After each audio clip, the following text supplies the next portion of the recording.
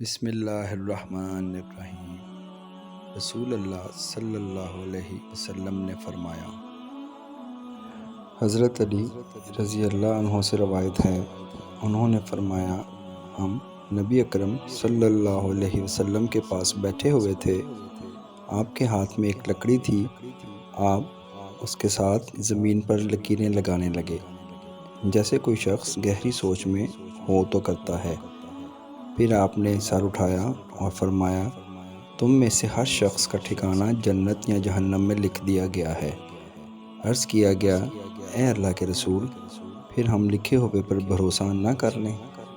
فرمایا، نہیں، عمل کرو، لکھے پر بھروسہ نہ کرو۔ ہر کسی کے لیے وہ کام آسان ہو جاتا ہے جس کے لیے وہ پیدا کیا گیا۔